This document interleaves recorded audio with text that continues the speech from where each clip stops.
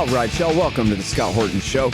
I'm the director of the Libertarian Institute, editorial director of antiwar.com, author of the book Fool's Errand, Time to End the War in Afghanistan, and the brand new Enough Already, Time to End the War on Terrorism. And I've recorded more than 5,500 interviews since 2003, almost all on foreign policy, and all available for you at scotthorton.org. You can sign up for the podcast feed there, and the full interview archive is also available at youtube.com/Scott Horton Show.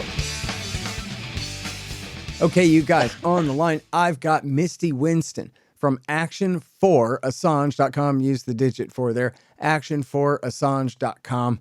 And she's Comrade Misty, Putin's buddy on Twitter, my Twitter friend. Welcome back to the show. How are you doing? I'm doing really good. Thanks for having me. I appreciate it. Hell yeah. So happy to have you here, of course. Tell us, first of all the latest news on what's going on in the case of Julian Assange.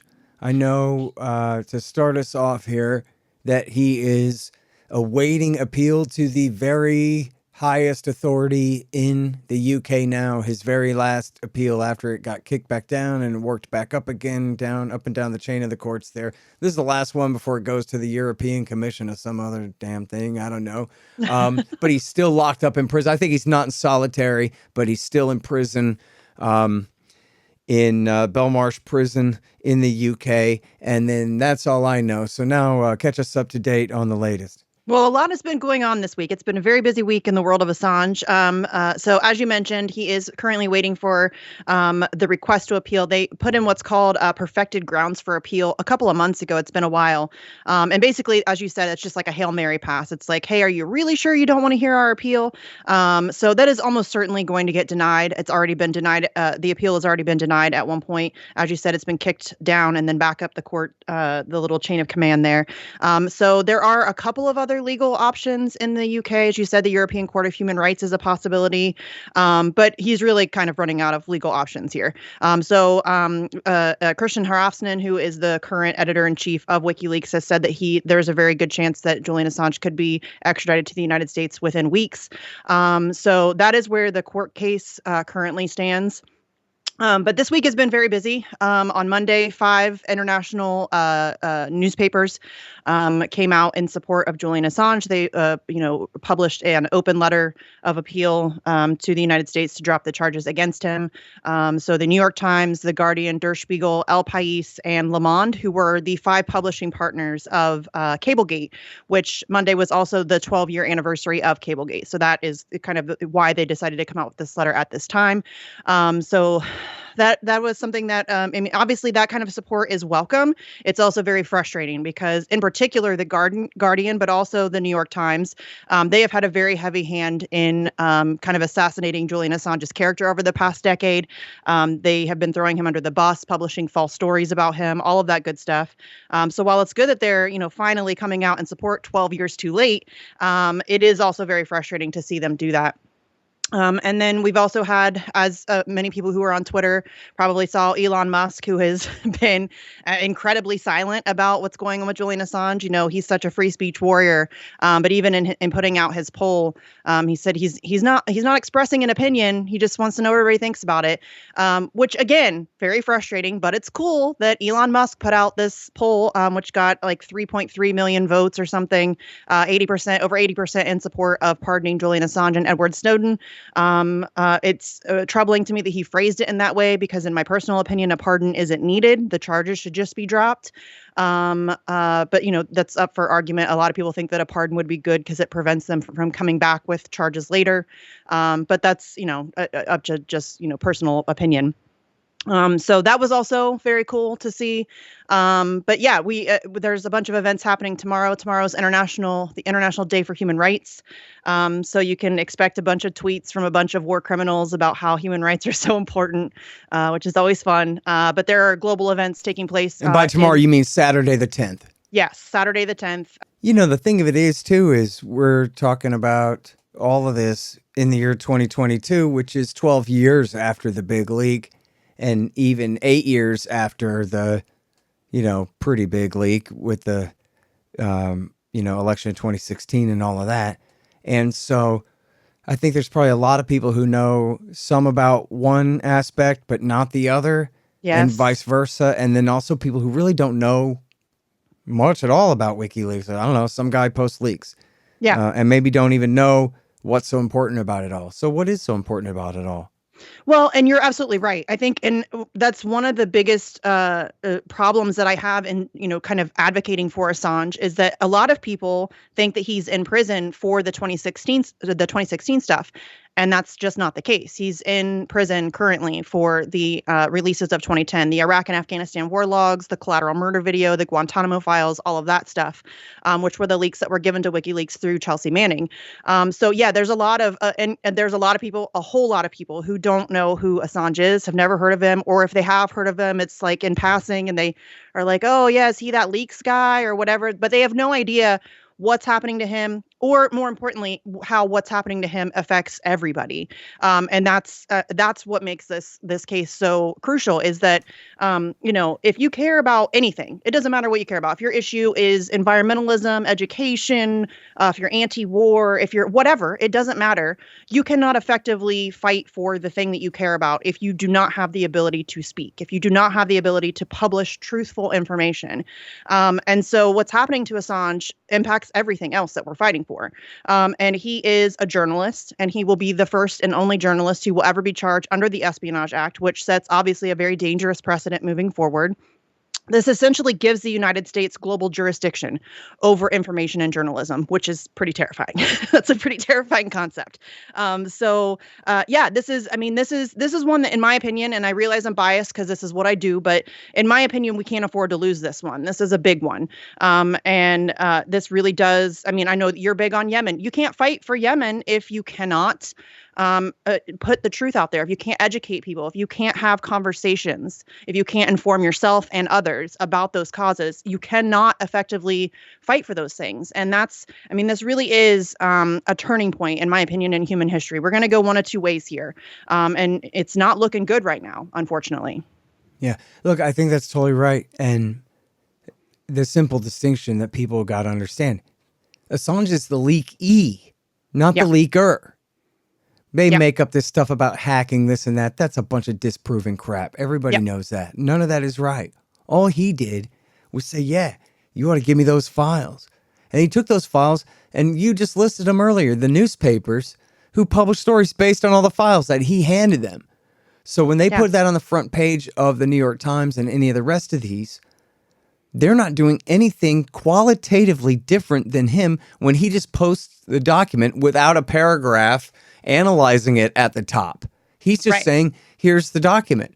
But that's not in any reasonable or articulatable way different than a newspaper reporter telling you all the important stuff in this document that they got, which is what, they say the New York Times test, but we know that Charlie Savage will always be allowed to print whatever lies the CIA leaks to him, no matter what their level of classification. But what about, Seymour Hersh publishing about the My Lai massacre, and I forgot the name of it, but it was not the New York Times. It was some small left-wing, circular that went around or whatever, where that story got broken. And a million of them since, a million important stories that are done by what they would consider, alternative media or marginal media compared to the giants. And if they can do this to Assange, it's not that they can do it to the New York Times. It's that they're going to do it to everybody but the New York Times. Yes. And you'll just, and that's such a good point. That is such a great point, because you're right. The New York Times is, they're able to print propaganda on a regular basis with no consequences whatsoever. How many wars have they lied us into? And we know that they lied. Like, it's not up for debate anymore. We know that they lied. All of them. But that's never, that will go without consequence. And that's what's so frustrating about what's happening to Julian, is that he's never printed anything false, ever. Not one time. WikiLeaks has never had to retract a single word in over 16 years of existence, millions of documents published, and they've never had to retract a single one. So in a time where everybody's clutching their pearls over misinformation and fake news, it's weird to me that there's not more support for the one guy on earth, literally the only guy. And it's not just him. WikiLeaks is, they have a staff and all of that stuff, but he is kind of the figurehead. He's the fall guy here. So he's the one guy on earth who we know for sure has never published a single word of misinformation. And what WikiLeaks offers us is so valuable, in my opinion, because it makes journalism as much of a science, and I mean real science here, not Fauci science. It makes it as much of a science as humanly possible. They, like you said, it's not conjecture. There's no opinion. It's not a bunch of talking heads screaming at each other. What WikiLeaks offers you is 100% verifiable, authenticated source documentation. It is just the facts in black and white. Here's the truth. You read it. You decide what it means. And to me, that's such a valuable service to humanity, to be able to peel back the curtain and look behind, the walls and see what's really happening, in the Iraq war, to see what's happening at the DNC and the corruption that's involved in the election process, or any of the other, number of things that WikiLeaks has published about. And I think that that is such a valuable thing. And most people have no idea that that's what they do. That's what they've always done. It's a very frustrating thing that people, especially people who, really get hyped up about, especially right now, there's all this stuff about real journalism. Like Rick Grinnell is running around talking about how real journalists need to be, worried about what's going on at Twitter. Rick Grinnell had a huge hand in getting Julian Assange arrested. So the hypocrisy is astounding. And it comes from both sides. And it's just a really weird time to live in, where the truth just really doesn't matter and people are fine with being propagandized. We don't support our truth tellers in any way. Yeah, it is crazy. And, there was a time where, especially the left, but even liberals too, were kind of the champions of Assange and Manning after the first leak. Although the leak came in 2010, so it included some stuff about Obama and Hillary in there, which kind of soured it. But it was, mostly about, it was the Iraq and Afghan war logs came first, and then the State Department cables. And so originally it was Bush that was implicated the most. And it was terrible. The stuff that was revealed in there about how they lied about how many people they knew they had killed and all of these things, and war crimes that they had covered up that they admit to in the documents. Anyway, don't get me started on that. No, I know. And the Afghan war logs. And then, then you have this partisan thing where, the right wingers, certainly didn't like them and didn't champion them, regardless of how heroic their journalism was at the time. And then you have the whole transgendered sort of thing with Chelsea Manning, which makes it all, extremely culture war political in all the wrong ways. So now we're not talking about leaks anymore. Now we're off on all this woke stuff back and forth. And then you have the interference, as they called it, the journalism that was published in the summer of 2016, the leaks from the DNC and Podesta, who was the chair of Hillary Clinton's presidential campaign. And Craig Murray, who's a friend of Julian Assange, told me on this show that he met the source, two different sources for both leaks. And they were both Americans, and neither of them had the slightest thing to do with Russia. He made it clear that I think he made it pretty clear that the one who leaked the Podesta emails was from the NSA. And they had a grudge because they knew they would go to prison if they did what Hillary did. Yeah. And yet somehow she gets away with it. This kind of thing was the motive there, which is a totally separate person from this other person, neither of whom are, and I believe Craig Murray on this. And I know that even in the Mueller report, they did not even pretend. They said right there, look, we don't have a chain of custody to WikiLeaks here. We're not even going to claim that we did because you'll make fun of us, so forget it. And then Ray McGovern and Bill Benny run the group's Veterans Intelligence Professionals for Sanity, and they did like an evaluation of the information. And I'm not a tech person, so I'm not going to pretend to like know all of the intricacies of what that is. But in their evaluation, they said that there's absolutely no way that this could have come from Russia. It was a thumb drive download. It did not come from Russia. It would have the download speed would have been so much slower. So this thing has been disproven time and time again. But you're right. It is this part. Wait, one more thing on that. I'm sorry to interrupt, but go ahead. Just real quick, Jeffrey Carr, who is a very high level security expert, came on this show in July of 2016, and he goes, listen, nobody can tell you who hacked that thing. You can't examine a server and say, I can tell you who did it, because it's too easy to fake it, period. That's it. End of discussion. He said there's one outfit in the world who can tell you exactly who did it, if it went over the internet at all, and that's the National Security Agency. Yes. And they can tell you with 100% complete assurance and confidence who did it if they have it, because they can even rewind the whole internet and watch the past and see what happened, which packet went where at any time. They have total omniscient, but authority over it all, view of it all, but no one else does. But so then that means that when Reality Winner leaked that document and it showed that the NSA only had medium confidence in this because they're just going along with their friends at the FBI and CIA on this one, then you know right there that they did not document that, yes, the Russians hacked this server. And that's the dog that didn't bark right there. That's all you need to know right there, really. Yeah. And I mean, we know from Vault 7, which was released in March of 2017 through WikiLeaks, which, by the way, incredibly courageous of Julian Assange, who was at that point already years into illegal and arbitrary detention in the Ecuadorian embassy. And then he went ahead and released the largest CIA leak in history. And in Vault 7, it shows that the United States has the capability to hack into systems and then leave footprints that make it look like it's somebody else. So you're right. There's no way that anybody can really, with any authority, say that they know for sure. I mean, you can say, like with what Vips did, you can say that, it couldn't have been, nobody from Russia could have done it. The download speeds would have been too long. It had to have been like a local download or a thumb drive download. So you can do that kind of stuff. But yeah, the NSA could do it, but they won't. And that's why they always equivocate on this stuff. And they always say that they're pretty sure. They're pretty sure that they'll never say that they have full certainty of what's going on there because they just don't have any way of knowing. Yep. Well, so there you go on that. And then I'm sorry, do you remember your train of thought when I interrupted you on that technical point there about the... Oh yeah, I was just gonna touch on the kind of partisan tribalism kind of thing. It's really unfortunate, when the 2010 releases came out, Democrats and liberals love Julian Assange. He did a TED talk and got a standing ovation in a room full of liberals, right? And Republicans and conservatives hated him.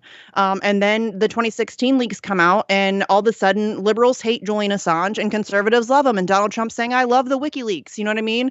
And it's really depressing to me that there's no consistency of principle, because I stand for free speech and for truth, and no matter what, I don't care whose team it impacts or whose team it helps. It doesn't matter.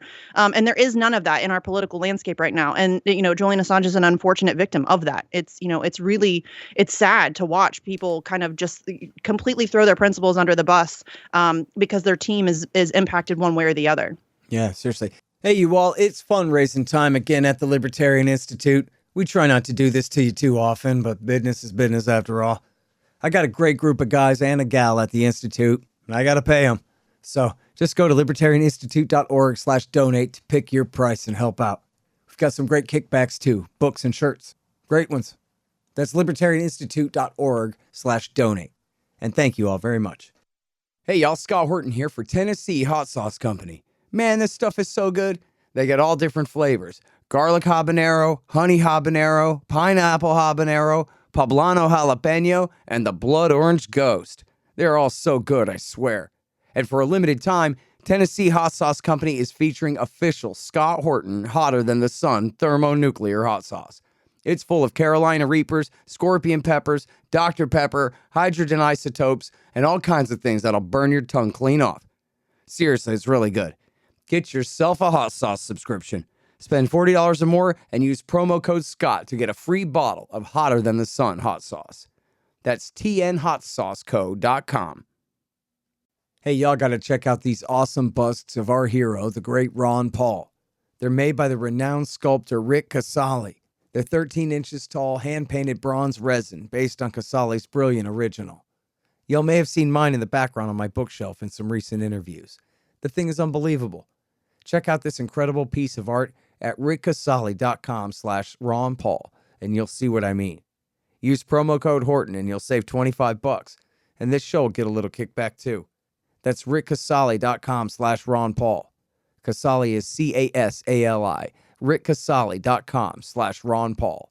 And there's free shipping too. And, like Greenwald, as a typical, I think, liberal, I don't think he's really that far to the left. He just doesn't fit in with what liberals are now. But his idea was like, and this is just basic kind of journalism principle 101 from not too old days, is that like, hey, let the truth come out. Let the people decide. It's not the reporter's job to Yeah. pick and choose. I mean, you can pick and choose what you're interested in covering. That's something. But like, hey, if you got a scoop, publish it, man. Yeah. And even regardless of the source, somebody turns over dirt on their political enemy, but you can verify it. Run that thing, man.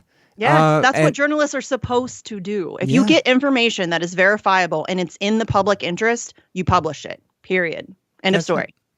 And in fact, like Hillary at first said, look, it was the racists and it was James Comey who re-announced the investigation into her private email server that cost her the election. Then, Russians was kind of third, and then they stuck with that. Yeah. Well, she had like a little wheel that she would spin on a daily basis of who am I going to blame today? Is it Julian Assange? Is it Susan Sarandon? Is it Jill Stein? Is it, she just had like a little wheel of people that she could blame. And she's still to this day is trying to blame everybody but herself, And in fact, part of the accusation that this was the Russians was, the Russians hit back when the Access Hollywood tape of Trump was leaked. Yeah. And he was in such trouble. But then you have this Italian journalist whose name I bet you know off the top of your head. Stefania Maruzzi? Hang on, I have it here. Who's it? Yeah, Maruzzi, that's it. Yeah, she's great. Yeah. She said, nuh-uh, I was the one who put that out because I was finished getting it prepared, and that's it. So don't give me that. Had nothing to do with that. It was just a coincidence. Yeah. But they'll spend that stuff however they can to avoid accountability and to save face. And I mean, it's hugely embarrassing that Hillary Clinton lost to a game show host that she hand selected. She hand selected him as her opponent and got her minions in the media to give him coverage to make him look legitimate. And then he trounced her, and that's embarrassing for her. And so, she's got to blame everybody but herself. Yep. And that was in the WikiLeaks from the Podesta emails, the Pied Piper strategy. Yep. Thank you, Julian. Yep. People say, why is CNN showing an hour of Trump's empty podium before he even gets there? Now we know why. Bernie Sanders is giving a speech in front of thousands of people right now. Yeah. 2,000 people turn out. They won't cover that, but they'll cover Trump's empty podium. Well, that's why, because Hillary was cheating. But everybody knows cheaters never win. Yeah. The whole thing blew up in her face. Well, and that's why I think the media, too, doesn't give the Assange case as much coverage. There are many reasons why they don't. I think he embarrasses them because he is what they should be. But also in the 2016 releases, it showed that many members of the media, high level, like Rachel Maddow's, like people high level in the media, were attending like off the record parties with the Hillary Clinton campaign. Glenn Thrush famously sent an article to the Hillary Clinton campaign for approval before he published it. And in the email, he said, look, I realize this makes me a hack, but if you guys want to read through this and send me any changes that you want made, just let me know. And he's like, they know, he knew that made him a hack. But that's the relationship that exists in our political landscape. The mainstream media and our government, they're all owned and operated by the same people, right? Like the media, the politicians, they're all owned and operated by the same people. Yep. And look, it's been a while since I caught up on this, but you can find out there maps of the interlocking boards of directors. They're just these giant multinational corporations, and a lot of times tied with the arms industry and that kind of thing. Yep. 100%. And it's, they'll do everything they can to consolidate. And since it's especially in TV, it's such a heavily regulated industry. You have all this government protectionism. I always like to quote this great quote from Dan Rather from a documentary called Buying the War that was done on PBS by Bill Moyers. And Rather says, look, when you work at these multinational corporations like CBS, these companies have huge regulatory needs in Washington, D.C., legislative needs, regulatory needs. And when you work for them, you don't need a memo to tell you that. Right. And what he's saying is, essentially, he's saying you can't cross the national government really at all in any serious way. No. Well, there's the famous Noam Chomsky interview that he's doing with some journalist. I don't remember the guy's name, but the journalist is like, what do you mean? Are you saying that I don't actually believe the things that I'm reporting on? And Noam Chomsky said, no, I think you absolutely believe it. I just know that you wouldn't have that job if you didn't. You know what I Right. mean? Like if you don't go along, you get pushed out. It's a great filtering system. If you actually challenge authority or if you report on things that they don't want you to report on, then I mean, look at what happened to somebody like Chris Hedges. He reported honestly about the Iraq War and he was fired from the New York Times. And that's what happens all over the place. I mean, that is the state of our media. It's very, they don't have to, they don't have to come to you and say it directly. You just know, that there's certain things you don't touch that are third rail issues and you just go with the flow or you lose your job. Yep. Which, by the way, he did have a job writing about how Saddam was in alliance with Osama for a while before he changed his tune there. Yeah. And then that was what got him fired when he changed his tune. But man, some of those stories from '01 and '02 are really bad there. Yeah. Agreed. But, yeah. Chris Hedges. Anyway.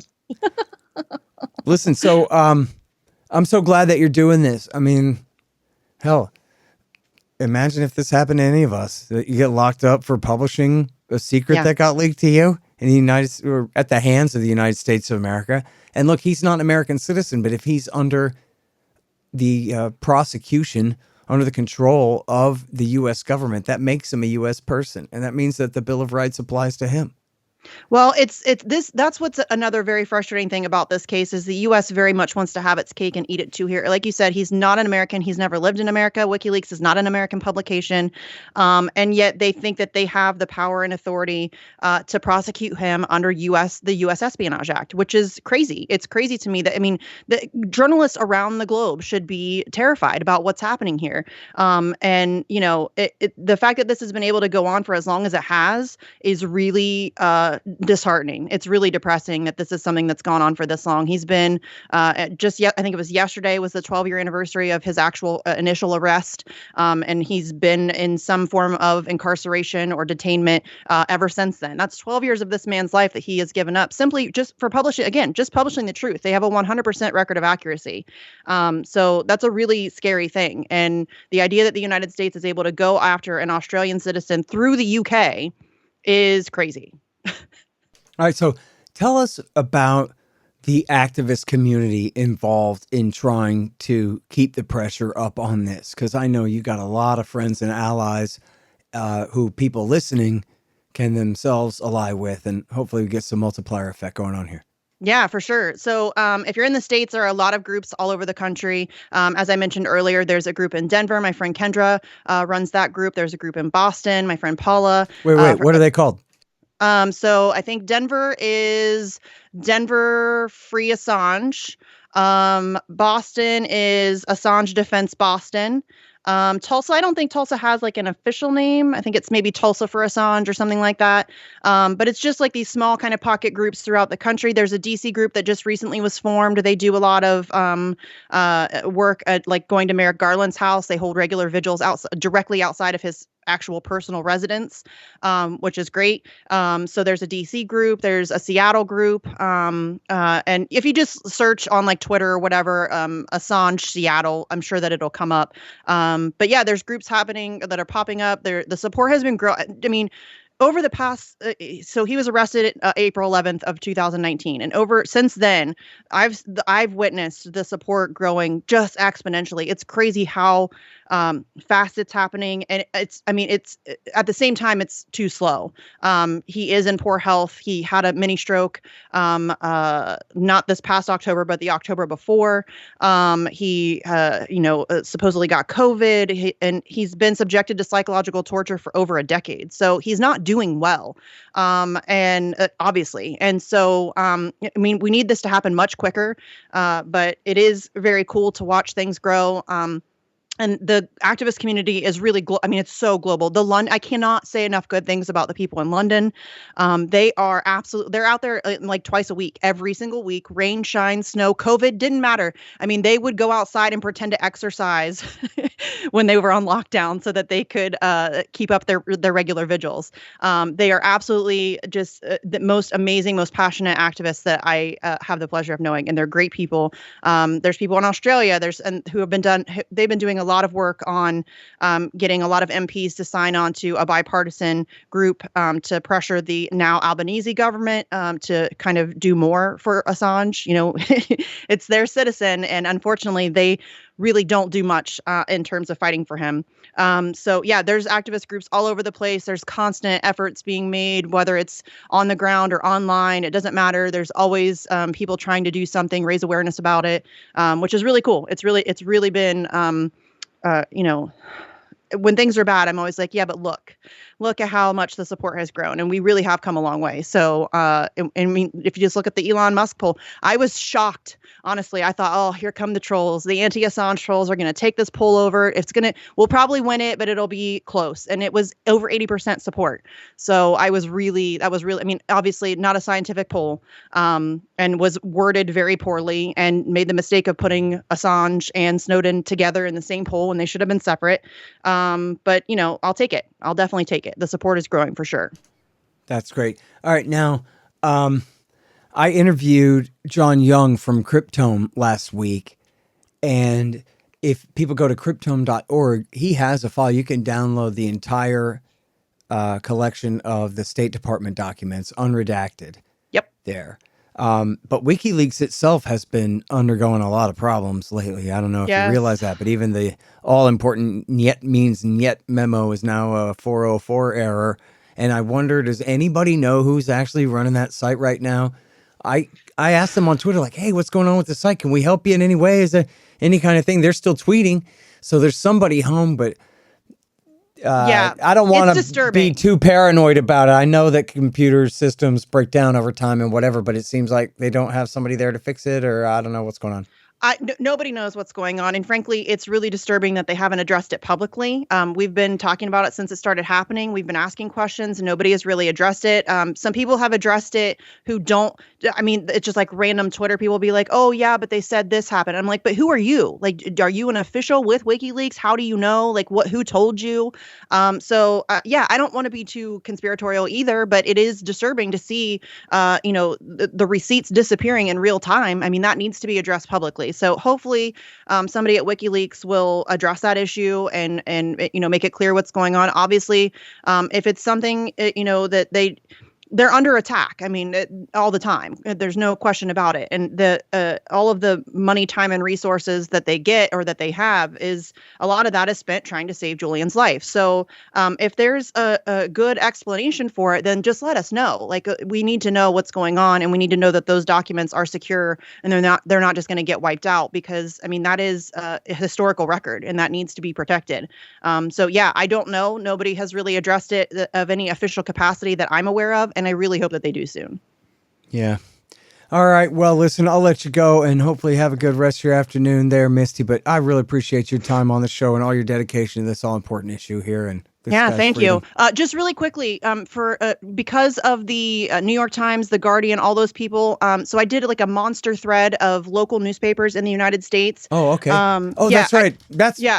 Go ahead. This is a big opportunity that we have here because we have 5 major international players coming out in support of Julian Assange. This gives us an opportunity where we can start reaching out to local newspapers and really starting to pressure them to add their names in support of Assange as well. So if you go to my Twitter, it's the pinned tweet on my Twitter. It's at Sarcasm Stardust. It's the pinned tweet. It's a monster thread. There's like 3 or 4 different contact links to different in each state. There's 3 or 4 different contact pieces there. So you can go, and it doesn't have to be just those 3 or 4. I just picked the 3 or 4 like kind of top publications. But if you want to reach out to your own personal local smaller publication, that's great too. It doesn't matter. I just wanted to give people a jumping off point. But you can go, you can send them the actual letter of support from the big 5 newspapers. You can send them the article from the New York Times and just say, hey, look, these big publications are now coming out in support of Julian Assange. It would be really cool if, you would also add your name in support as well. We've seen a couple of smaller newspapers. There was one in Pasadena that like the next day after the big 5 came out, they also published like a whole organization like, hey, we also want to lend our support to this as well. So if we can like kind of push that and get that ball rolling and start getting even more local newspapers involved, I think that would be really good. And might also break the seal on the kind of blackout, the media blackout that this case gets. It's very rarely covered, even by mainstream media, but then also certainly not by, more smaller local newspapers. And we need, like, that's what we need. We need more coverage. We need more people to just be aware. As we said earlier, a lot of people have no idea what's happening. So that's one way that we can kind of start to get that ball rolling and push that and push these publications to start doing their jobs, really. Yeah. It's funny. I haven't written a letter to the editor in so long. Yeah. That kind of, but I could see the point of writing it literally to them. Like, Yes. Hey guys, you need to start covering this in a way, make it sort of a first person conversation there with them. Yes. And if anybody is like not really sure how to go about writing that letter, my friend Paula put together kind of a sample letter. It's got multiple different pieces, like points of information that you can include. You don't have to include them all. Letters to the editor generally need to be very concise. So just pick a few that really stand out to you and include them in your letter. We just wanted to make it as easy as possible. So that her sample letter is also included in that thread. We try to make it as easy as possible. Go just pick a couple each day, shoot off a letter to the editor, and encourage them to add their name and support. Killer. All right. Thank you so much. Really appreciate you. Thank you. Thank you. Thank you. All right, you guys. That is Misty Winston. She's at actionforassange.com. And again, that's the digit 4 there. And check out her, what the hell? I just had it here. Her Twitter is at Sarcasm Stardust. Comrade Misty is Putin's buddy, it says. I think that must be an accusation she's mocking. And again, Action for Assange. And I'm going to look up, see if there's anything going on in Austin. I'll try to drop by tomorrow.